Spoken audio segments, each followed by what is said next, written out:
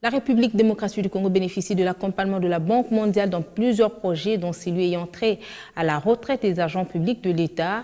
Et l'établissement qui s'occupe de cette catégorie de personnes, la SENSAP, a présenté ce mardi son rapport annuel de 2019.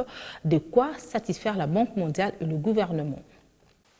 Des chiffres publiés dans ce rapport ne peuvent que satisfaire le gouvernement et le principal bailleur de fonds, la Banque mondiale. Des chiffres positifs rendus publics dans le rapport annuel 2019 de la Caisse nationale de sécurité sociale pour les agents de l'administration publique de l'État, présenté ce mardi. Une troisième du genre, exigence de cette institution de Bretton Woods. Au plan de la croissance, en 2019, la croissance a connu un repli pour se situer à 4,6%, venant de 5,8%. Ces replis consécutifs au ralentissement de l'activité dans les principaux secteurs porteurs de croissance, principalement les secteurs extractifs et les secteurs de BTP, mais également consécutifs à l'attentisme observé au plan institutionnel, puis finalement dans le chef des investisseurs.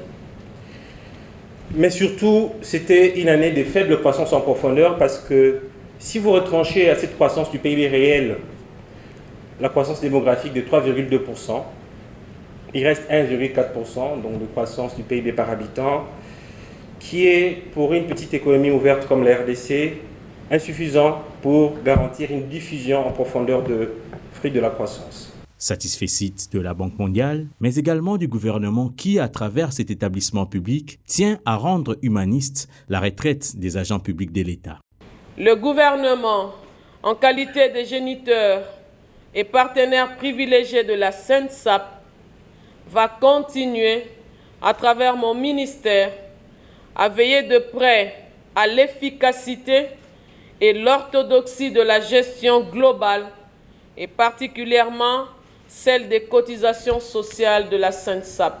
Tout semble marcher parfaitement, mais l'apport de la Banque mondiale reste indispensable.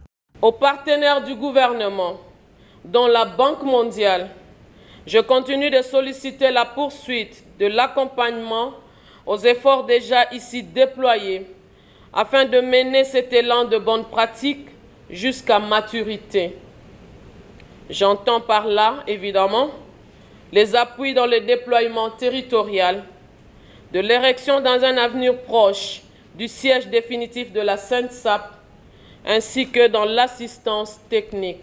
La présentation officielle de ce rapport, bien que tardivement suite à plusieurs contraintes, témoigne de la volonté de rendre compte à la nation et aux partenaires sur la gestion de cet instrument public. Transparence.